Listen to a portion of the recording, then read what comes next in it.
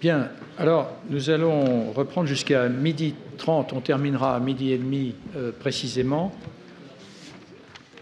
pour ouvrir la discussion à partir des exposés. Je sais bien que c'est très difficile de demander en un temps si court de présenter des sujets aussi compliqués, et peut-être s'il y a des choses sur lesquelles vous n'avez pas eu le temps de venir ou de préciser, vous pourrez le faire dans cette discussion. Juste pour l'introduire, puisque je suis juriste, et c'est vrai que c'est cette question de la limite qui a été au fond à l'origine du droit du travail, parce que le droit du travail, il est né de la collision de la technique avec un ordre juridique qui globalement n'avait pas, enfin depuis le droit romain, c'est bien sûr, il s'était passé pas mal de choses, mais au fond les catégories de base dont on avait hérité jusqu'au XVIIIe siècle ont été retravaillées, et puis surgit le monde industriel. Et c'est surgit le monde industriel, surgit des formes de paupérisation de masse inédites, migration de population, transformation profonde des conditions de vie. Et c'est de ça qu'est né le droit social, droit du travail, droit de la sécurité sociale. Il est né de ce choc. Et c'est la raison pour laquelle les deux lignes de discussion qui me venaient à l'esprit en écoutant tous ces exposés passionnants, la première, c'est vraiment ce que nous a dit Stéphane Malat. La première question qui se pose à nous n'est pas d'attendre des spécialistes d'intelligence artificielle qui nous disent les machines vont trouver d'elles-mêmes leurs propres limites. Ça ne se passe pas comme ça. Alors, l'exemple que j'ai toujours utilisé pour les étudiants de façon, je trouvais assez pédagogique et frappant, c'est l'invention de l'éclairage artificiel jusqu'à l'invention de l'éclairage à gaz. On ne peut pas faire travailler ses semblables la nuit. Quand il fait noir, il fait noir. Alors, on peut se livrer à diverses activités, dormir, etc. Et donc, le temps de travail est régi par un impossible, la succession des saisons, des jours et des nuits. Et puis arrive l'éclairage artificiel. Et là, on peut faire travailler les gens, mais 24 heures sur 24.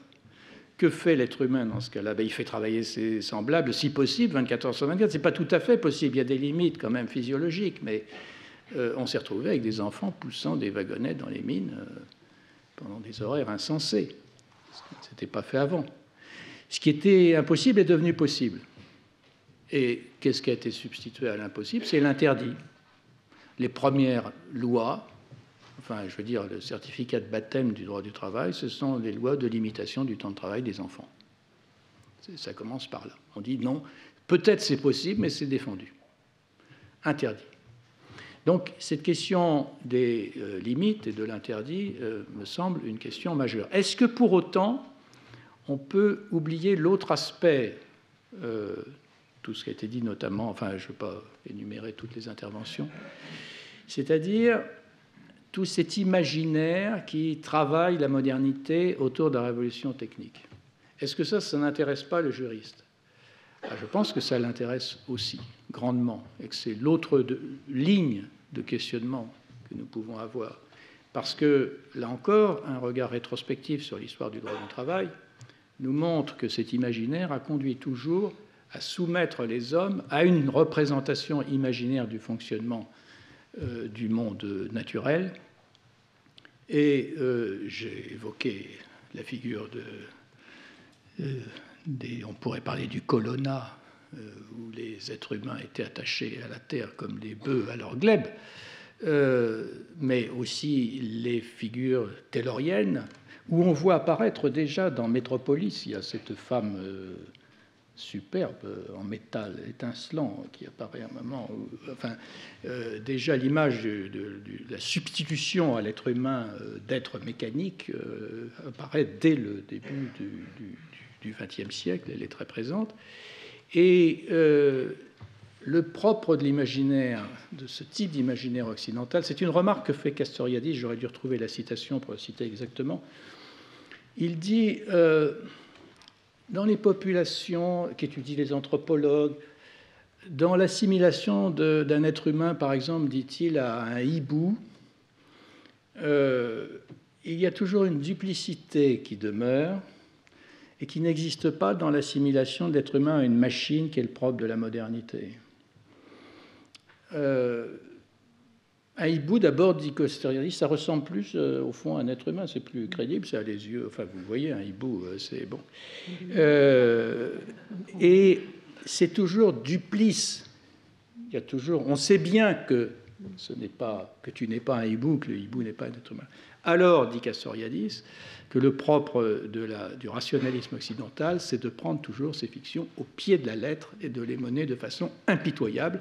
Tu dois travailler comme une machine.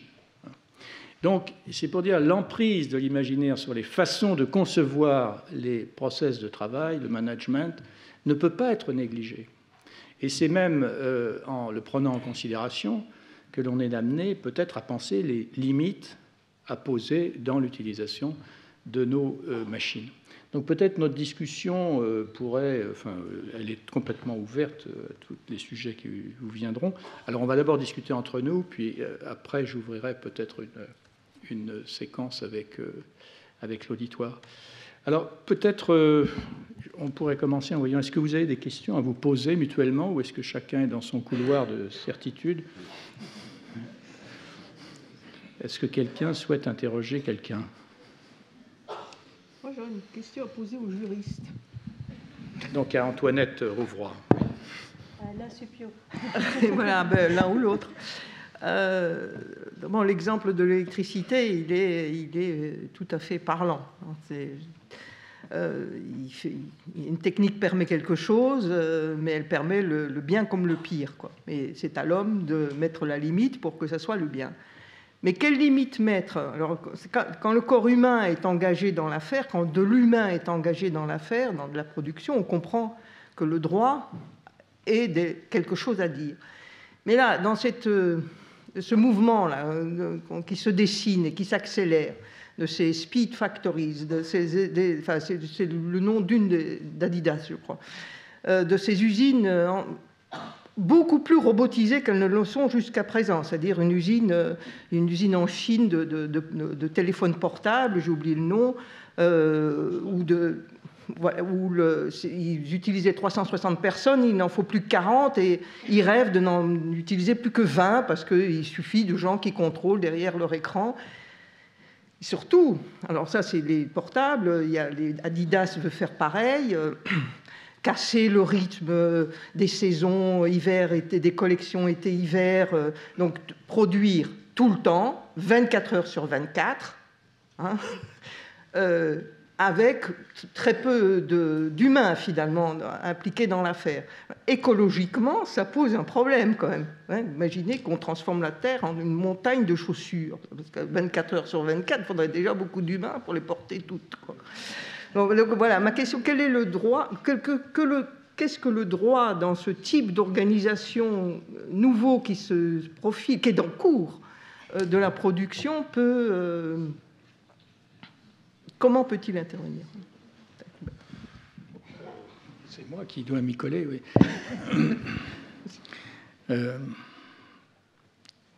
Si j'étais tenté de donner une vue positive, et en fait on est tenté de le faire parce que ces machines dont nous parlons, elles sont absolument merveilleuses. Enfin, je partage l'émerveillement de Giuseppe aussi sur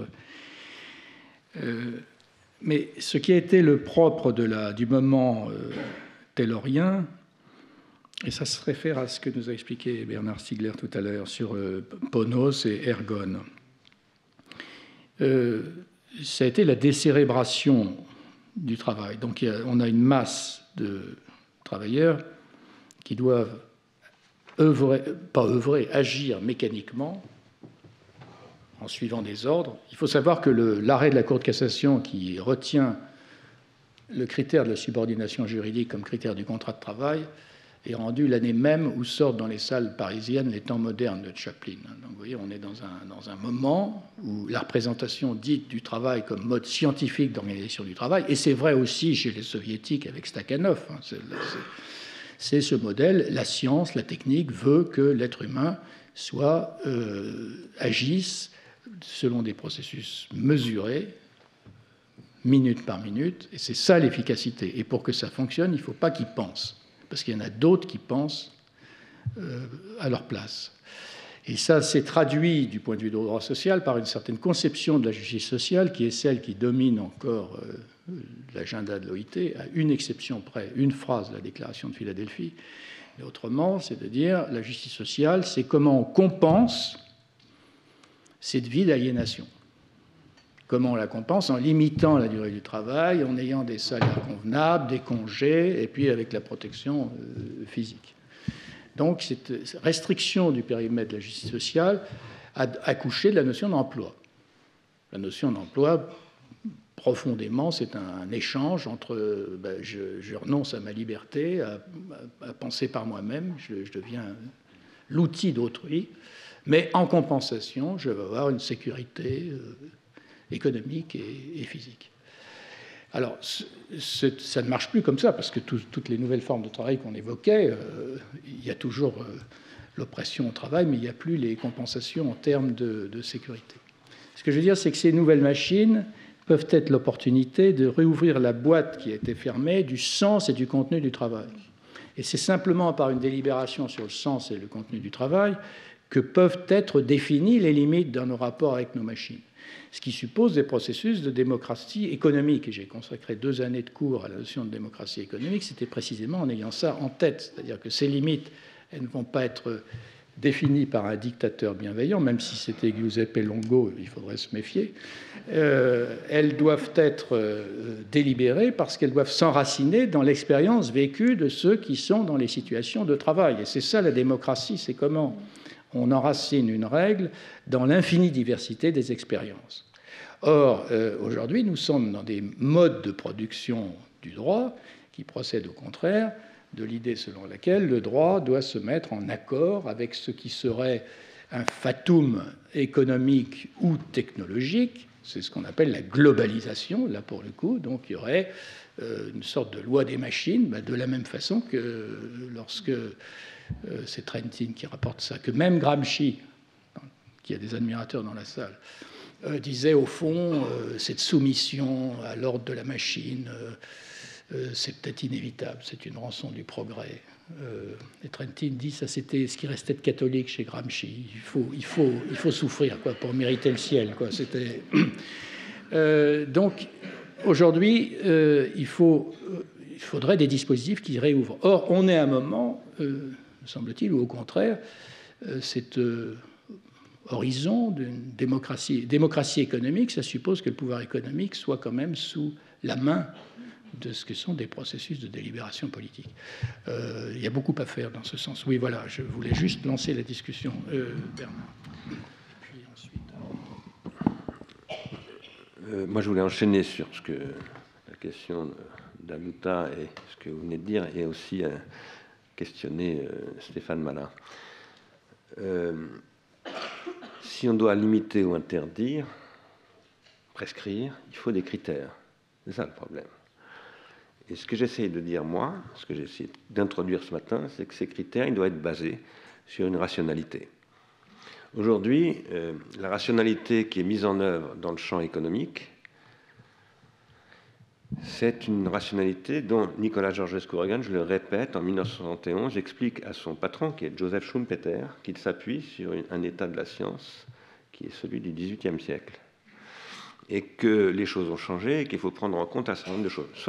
1971, c'est l'année du rapport Meadows, et c'est l'année de Toynbee qui publie ce qui a été traduit en français par L'Aventure humaine, et qui disent la même chose, mais assez différemment. Georgescu-Roegen, ça n'est pas seulement les ressources sont limitées, non, c'est beaucoup plus que ça. Il faut changer le modèle scientifique de l'économie. Et ça, c'est très, très important. Pour y introduire des questions qui viennent de la biologie, et pas simplement de la physique, pas simplement de la mécanique. Alors, Tout à l'heure, Stéphane Malat a posé, et je suis assez fondamentalement d'accord avec cette position, qu'il n'est pas possible d'énoncer, de prédire des limites aux machines. Souvent, j'ai enseigné à mes étudiants à l'Université de Compiègne, où je formais des ingénieurs, que la première chose que je voulais qu'ils fissent, c'était de regarder François Ier, un film avec Fernandel, dans lequel Fernandel, qui est tombé du XXe siècle à l'époque de François Ier, donc, qui a quelque chose à voir avec cette maison d'ailleurs, dit à un moment donné à François Ier et à sa cour, vous savez, il y aura la télévision. Et il se retrouve à l'Inquisition, voilà, alors torturé par une chèvre qui lui lèche les pieds, donc c'est pas énorme comme... Mais la télévision, c'est proprement inimaginable, inconcevable et insupportable, comme à cette époque. Voilà. Et puis finalement, la télévision est là, et nous, elle nous paraît totalement... Voilà. Et puis il y a beaucoup d'autres choses qui nous paraissent insupportables et impossibles, et qui, effectivement, il est très dangereux de poser qu'il est impossible que les machines fassent ceci ou fassent cela. C'est extrêmement sujet à caution. Mais, néanmoins, je pense qu'il faut prescrire des limites. C'est-à-dire que je reprends ce que disait Alain Supiot. Parce qu'on peut faire toutes sortes de choses, mais est-ce qu'il faut le faire? Ça, c'est une autre question. Pouvoir et falloir, ce n'est pas la même question. Dans la société automatique, moi j'ai essayé de remobiliser en passant par Alfred Whitehead, les questions que pose Emmanuel Kant dans la critique de la raison pure, la critique de la raison pratique et la critique du jugement. Et où il distingue ce qu'il appelle des facultés inférieures, intuition, entendement, imagination, raison, supérieures, faculté de connaître, faculté de désirer, faculté de juger. Et j'ai soutenu, en reprenant le discours de Kant, mais aussi en revenant à Aristote, que l'entendement, ce que Kant appelle l'entendement, c'est fondamentalement la faculté analytique. Même si elle est basée sur ce que Kant appelle les jugements synthétiques a priori, elle est fondamentalement analytique. La faculté synthétique, ce n'est pas l'entendement, c'est la raison. Et j'ai soutenu que les algorithmes, et plus généralement les artefacts, pas seulement les algorithmes, ce sont des extensions que j'appelle aujourd'hui exosomatiques, c'est-à-dire artificielles, non organiques, pas le cerveau, pas la main, mais de l'entendement. Et que l'entendement, il est fondamentalement appuyé, en fait, toujours sur des extensions artificielles. Par exemple, pour que l'entendement d'Aristote, qui produit les catégories, soit possible, il faut que l'écriture ait discrétisé le langage. C'est ce qu'a montré Émile Benveniste. Et etc., etc. Je ne vais pas rentrer dans ces détails, on n'a pas le temps. Et la question est la suivante. Question puis proposition. Vous avez posé qu'il n'y a pas de limite aux machines. Enfin, il y en a peut-être, mais en tout cas, on ne les connaît pas et on ne peut pas les anticiper aujourd'hui. En revanche, je crois, moi, qu'il y a des limites au couplage homme-machine. Ce que je veux dire par là, c'est que... Alors, évidemment, quand vous parlez du deep learning qui analyse des images, par exemple des données d'images, je travaille depuis très longtemps là-dessus, puisque j'avais lancé le premier programme avec le LIMSI en 1987 d'analyse d'images automatisées pour l'Institut national de l'audiovisuel. C'est un sujet sur lequel j'ai travaillé depuis très longtemps, sur MPEG et toutes ces choses-là par ailleurs. Ça, c'est un cas particulier, mais je dirais que pour ce qui me concerne, l'intelligence artificielle réticulaire, ce que j'ai appelé comme ça, c'est quelque chose qui est basé sur nos interactions avec ces machines et sur le calcul intensif appliqué à 3 milliards d'interacteurs qui sont sur la planète aujourd'hui, sur tous les continents. Et que ces processus d'interaction, qu'est-ce qu'ils font? Ils prennent de vitesse les interacteurs que sont les êtres humains. Du coup, par exemple, Frédéric Kaplan, analysant ce que produit Google sur ce qu'il appelle le capitalisme linguistique, pose le problème d'une réduction progressive d'abord de l'orthographie des êtres humains qui savent de moins en moins orthographier correctement, qui perdent leur savoir, et en plus d'une tendance par le calcul sur les moyennes à faire que, finalement, la traduction automatisée mobilisant des chaînes de Markov, puisqu'à ce moment-là, c'est de ça dont on parle, conduit à renforcer les moyennes et à progressivement éliminer les exceptions. Ça, c'est un problème très très important en linguistique, parce que si on est saussurien, moi je le suis, on pose que c'est les écarts par rapport à la norme qui font l'avenir du langage, et donc c'est jamais les moyennes. et là j'aimerais bien avoir une discussion avec Antoinette là-dessus, et que si on est d'accord avec ce que dit Kaplan, les algorithmes sont en train d'éliminer structurellement les moyennes. Alors ça, c'est un sujet qui reste évidemment à vérifier. Kaplan a lancé une grande étude à l'EPFL sur ce sujet. Ma question, c'est donc, est-ce que vous ne croyez pas qu'il y a des boucles de rétroaction négatives et que ça, c'est un critère de limitation? Et deuxièmement, puisque vous avez terminé en parlant de la nécessité de concevoir des interfaces, et je suis absolument d'accord avec ça, ce que je crois, c'est qu'il faut constituer des nouveaux couplages homme-machine, qui ne sont pas simplement des couplages individu-machine, mais collectif-machine, pour produire des communautés délibératives. Et je reviens à ce que disait Alain Supiot. C'est-à-dire que l'économie, qu'est-ce que c'est? Au bout du compte, économiser, c'est économiser l'entropie. Ça veut dire quoi? Ça veut dire limiter l'entropie, et cette limitation de l'entropie est toujours définie par des réalités locales. Et donc, il doit y avoir des délibérations, et ces délibérations ne peuvent pas être simplement des calculs du marché, ce sont des expressions de désir qui délibèrent avec leur raison, avec l'exercice de leur raison. Donc, je termine vraiment, nous travaillons, nous, à l'IRI, et dans la région du sud, de la banlieue nord de Paris, à concevoir des nouveaux types de plateformes qui introduisent des données et des informations incalculables. Incalculables parce que réservées à la délibération. Et je pense que c'est comme ça qu'il faut limiter à l'intérieur des interfaces et inscrire du droit à l'intérieur des interfaces pour pouvoir véritablement remettre de la synthèse et donc de la capacité néganthropique dans le dispositif. Merci. Vous aviez aussi des questions à Stéphane Mala, parce qu'on pourrait lui faire un truc groupé. Non, c'était autre chose. À Giuseppe, vous voulez dire. Ça, c'était une question à Stéphane. Ouais. Alors, j'en avais jamais une aussi pour lui. Oui. Allez-y. C'était à vous. Ah oui, J'en ai une aussi qui est aussi une sorte de réaction à votre question et qui va dévier en question. Pardon. Assez brillant. Oui, d'accord. Alors, effectivement, l'asservissement machinique dans lequel, effectivement, se trouvent les travailleurs dans des grandes usines comme Foxconn, par exemple, en Chine, c'est véritablement un asservissement machinique dans le sens où ils sont nuit et jour, sans limitation et en faisant fi des limites organiques, puisqu'on se trouve dans un univers, dans une fantaisie, finalement, de l'émancipation de la raison par rapport à tout ancrage organique. On est dans le pur signal numérique, et même les individus ne sont plus porteurs, ne sont plus appréhendés que comme agrégats de signaux utilisables.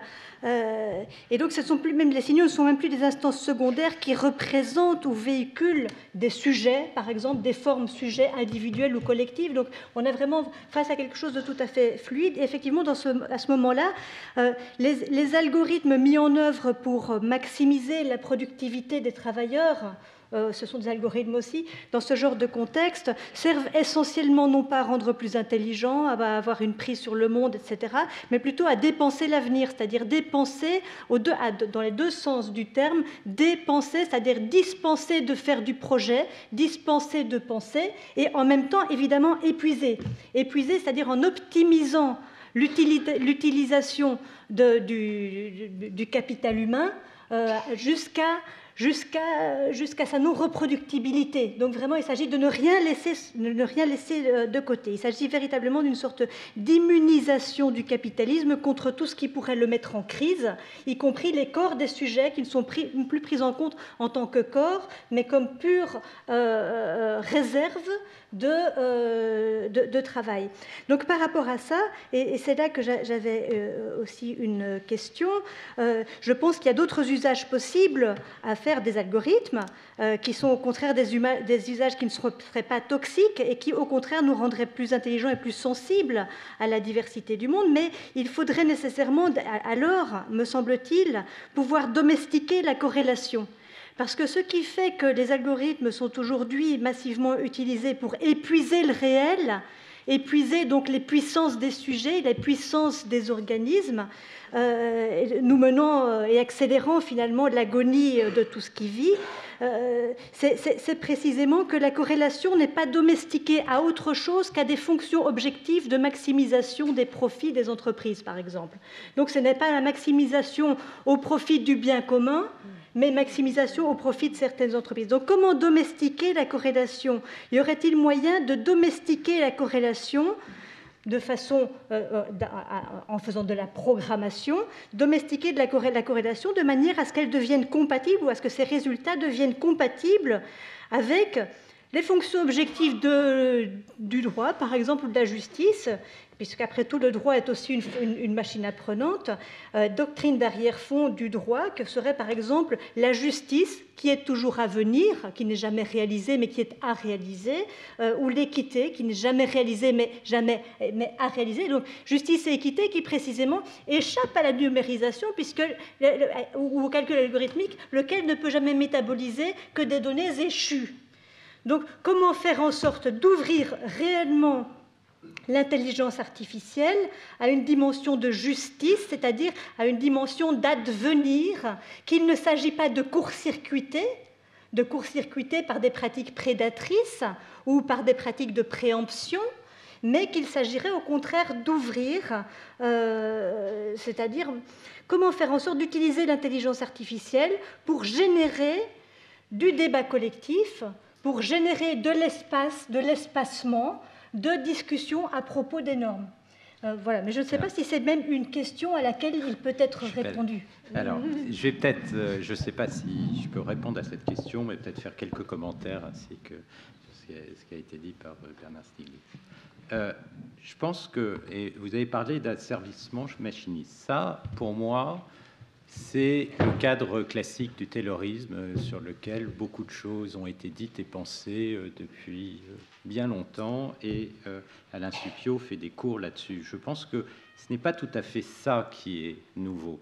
Actuellement, on est face à la possibilité de la réduction ou de la disparition du travail, ce qui est quelque chose de différent. Et c'est un peu là-dessus, et ça, c'est ce dont parlait, je pense que c'est un peu ça la nouvelle question. Disparition du travail, ça veut dire perte de compétences, perte de valeur sociale, perte de sens potentiellement, et perte économique. Donc il y a deux façons effectivement de réagir par rapport à ça. Soit on limite en disant non, il y a des champs dans lesquels on ne va pas rentrer, soit il y a une réadaptation et réinvestissement d'autres valeurs. On peut imaginer qu'après tout, partir à la retraite, ce n'est pas forcément un drame si jamais on réinvestit d'autres activités et qu'on a les ressources économiques. Donc ce sont ce sont les questions, il me semble, qui ne sont absolument pas techniques. Je veux dire, on est devant une recherche qui avance, qui fait qu'on peut envisager, et on a parlé de cette réduction de 9% apparemment qui a été mentionnée par l'OCDE, on peut imaginer une réduction du travail à cause des enjeux productivistes et économiques. Comment réagir par rapport à ça? C'est l'emploi, c'est pas le travail. Oui. De l'emploi, tu as raison, de l'emploi, non, absolument, c'est tout à fait juste. Une réduction de l'emploi, et ça, je pense que c'est quelque chose qu'il faut très sérieusement envisager. Mais ensuite, l'utilisation des machines pour que les conditions de travail soient les meilleures, ne pas les utiliser dans des conditions néfastes, je pense que ce sont des questions qui sont des questions classiques. C'est-à-dire devant lequel on a été depuis de nombreuses années avec l'apparition de la machine, il me semble. D'accord. Donc il faut penser au-delà de l'emploi, là on va être d'accord. Giuseppe. Moi je voudrais toucher deux thèmes, peut-être en deux moments différents. Un, c'est quel effort faire. Stéphane a fort justement rappelé cette fuite de nombreux moteurs vers Facebook, les GAFAM. Donc, puisque justement, il y a des belles nouvelles mathématiques comme pas auparavant, en bourse aussi. Ce sont deux domaines d'application de maths qui sont en train d'avoir un attrait inquiétant, puisqu'il faut se poser de questions. La bourse, j'ai déjà dit, quel usage de ces maths? En considérant que les maths, comme la recherche scientifique, est un constitué de l'histoire, c'est-à-dire elle se façonne autour des enjeux qu'elle touche. dans le cas de l'intelligence artificielle, est-ce qu'on peut répondre à cette succession des monopoles de GAFAM en constituant, par exemple, un très grand pôle qui va dans cette direction? Je ne crois pas. Tout d'abord, par l'expérience qu'on a eue. C'est-à-dire que l'apport indirect de la pluralité des disciplines était crucial. Si vous pensez que les protocoles HTTP et FTP ont été inventés par des physiciens au CERN, après sont passés. Et aujourd'hui, qu'est-ce qui se passe avec ces GAFAM? Puisqu'ils ont des bibliothèques de programmes énormes, des collègues experts dans la matière me disent qu'ils interdisent de changer ces protocoles qui sont plutôt vieillots. Un réseau, on peut faire mieux que HTTP, FTP. Et la situation de monopolistique, donc il faut se poser le problème de ce monopole, plus que construire un autre gros monopole sur l'IA, les casser, je pense pas, tout d'abord par l'impôt, par l'impôt, et puis se poser le problème qui est d'abord social et politique, et la science sera là-dedans. Et si on réduit les 300 postes, les postes au CNRS, peut-être en visant plus fort sur l'IA, je crois que c'est une grave erreur, puisque pas mal des outils que vous utilisez maintenant viennent des maths pures, de la physique mathématique. Donc, si on casse cet arrière-plan, le futur ne promet pas grand-chose. L'autre question cruciale qui revient ici tout le temps, c'est la question de cette interface, plutôt je dirais rapport triangulaire, homme, machine, monde, dont le travail, évidemment, est une composante très importante. Je disais ces deux exemples, je connais un peu, l'informatique embarquée dans les avions, l'assistance à la preuve en maths pure, les plus purs, le mieux, ça marche. Là, le dialogue pilote-machine, matheux et machine déductive, symbolique, qui utilise des outils puissants qui viennent de la logique mathématique, marche très bien. Donc là, on a su inventer en situation de travail qui n'a pas diminué le travail humain. Il y a plus de pilotes, je crois. Et certainement, mes collègues en maths pure sont très heureux et travaillent encore mieux. Donc, mais ce n'est pas de l'intelligence artificielle, ou pas encore en tout cas. Et donc, mais ce sont des bons exemples. Mais là, pour que ce rapport fonctionne, il faut encore une fois ne pas faire la confusion. Moi, je suis abasourdi quand j'écoute ces collègues de Silicon Valley, parfois invités même ici, qui nous racontent que le langage humain, c'est mettre des étiquettes aux choses. Non, l'invention du langage humain, c'est de parler des choses qui ne sont pas là. Le langage est humain quand on donne des noms aux ancêtres, aux dieux qui ne sont pas là. On se donne la loi en inventant un nom pour cette loi, pour être ensemble. Et si on ne clarifie pas ça, on va mal construire ces rapports triangulaires homme-machine-monde. Il y a une action de découpage qui saisit les objets, qui les constitue, la qualification.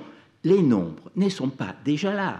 Il y a l'activité de la mesure. En physique, il y a des bibliothèques sur ce que c'est la mesure relativiste, quantique, mais même classique. Puisque c'est un enjeu énorme, il faut choisir l'observable, la métrique, inventer l'instrument de mesure. Après, à la fin, on obtient par approximation un nombre. Cette histoire des données qui seraient déjà là, c'est monstrueux. C'est pas ça. Il y a eu tout un amont des choix qui, s'ils sont implicites, sont toujours des choix théoriques, des choix culturels, des choix philosophiques. S'ils sont implicites, c'est la catastrophe. Ils sont cachés. J'ai même entendu ces gens qui nous racontent qu'une machine aurait pu dériver les ellipses de Kepler à partir des données des Tycho Brahe. Et ça, c'est une vieille histoire. Mais c'est incroyable. Tout d'abord, c'est faux du point de vue mathématique. Puisque du point de vue purement mathématique, on peut interpoler n'importe quel nombre fini de points sur une ellipse par assez d'épicycles autour de la Terre. Mais surtout, qu'est-ce qu'il y a eu derrière ça? Il y a eu un changement de regard fondamental. On a regardé le système solaire du point de vue du Soleil. On a brûlé pas mal de gens pour faire ça. Et donc, il y a derrière tout un changement d'une métaphysique où les données arrivent après, évidemment, sont importantes, mais elles arrivent après. Et surtout, on s'est donné des principes, un principe qui n'est pas là, le principe d'inertie de Galilée. On ne le voit pas. On ne voit pas, tout s'arrête, il n'y a rien à faire. Et quand même, Galilée est passé à la limite à donner le principe d'inertie, c'est ça qui interdit les épicycles. C'était possible, avec un principe d'inertie. Mais encore une fois, là, il y a assez de partages à faire. Et moi, je trouve qu'une culture de l'humain doit être une partie intégrante. C'est pour ça qu'on enlève 300 postes, même dans les sciences humaines, on fait la catastrophe. Ces gens qui viennent nous raconter cette histoire, parce que les données sont là, que les enfants n'en prennent pas, par exemple, en voyant beaucoup de chats. il leur suffit de s'approcher en chat, avec leur corps, dans la crainte, essayer de caresser le chat, et l'enfant a tout appris sur le chat, pas seulement la forme, mais aussi plein de caractéristiques du chat. Dans l'émotion, guidé par quelqu'un, c'est tout autre chose. Un aigle ne reconnaît une souris que se cache à 200 mètres derrière un buisson. Si on lui montre la photo d'une souris, il s'en fout totalement. Hein. Donc, il y a... Et j'ai vu ces collègues, Silicon Valley, qui m'ont dit la machine fait mieux que moi. 80%. Mais reconnaître quoi? Les photos des chats? Mais ça n'a rien à voir avec l'activité animale. Nous, les animaux, nous voyons seulement le mouvement. Puis, les grands vertébrés ont 6 muscles qui bougent très vite et qui font bouger les choses. Si on fait une anesthésie et on immobilise ces muscles, on ne voit plus rien. Puis, en vision périphérique, on voit seulement un mouvement. Nous, on fait bouger. Et on agit sur cette base. Je disais, les saccades ugulaires qui précèdent. Enfin, si on efface des postes sur des gens qui font ça, on ne va pas construire une bonne interface en focalisant sur un CERN de l'intelligence artificielle qu'on veut promouvoir. On peut le faire, mais en même temps, on développe les autres aspects qui gardent la science dans sa construction de connaissances, dans ses rapports avec cet humanisme qui doit être propre à la connaissance scientifique. Donc faisons attention à la vision de l'homme, hein, c'est ça surtout, qui filtre quand on perd... un dernier exemple, vous avez vu le chiot de Sony, il est très sympa, moi je l'ai vu, il est formidable. En Japon, on raffole. Je sais qu'il y a derrière... Les Japonais ont un mythe de la poupée, donc ça entre très bien dans leur culture, mais c'est un peu impressionnant. Quand il est utilisé à des gens qui ont l'Alzheimer, des autistes, je comprends, c'est un interlocuteur. Mais pour l'enfant, disons, normal, qui grandit avec ces chiens qui ne mordent pas, qui ne fait pas caca, que quand on sort, on l'éteint. Mais quel rapport à l'animalité on développe? Il sera lui aussi père, il aura un bébé. Et vous savez, les bébés font beaucoup de caca. Donc, qu'est-ce que ça devient? Parce que la corporalité, Bernadette le disait très bien, cette perte d'une matérialité qui est propre au biologique, dans sa matérialité radicale, ses métabolismes, avec cette chimie, pas d'autre, sans information. Il n'y a pas d'information dans les gènes, il y a matérialité de cette chimie physique, et c'est là qui interagit dans un corps avec cette chair. Et cette perte du sens de la matérialité va avec une culture. Et c'est ça que nous devons canaliser du point de vue culturel, peut-être aussi juridique, j'en sais rien. Mais peut-être je pourrais dire quelque chose de fort dans cette salle austère du Collège de France. Ne parle plus de caca. Un monde, mais tu l'as fait tout à l'heure, un monde où les chiots et les bébés ne font pas de caca est un monde de merde. Hein. Donc,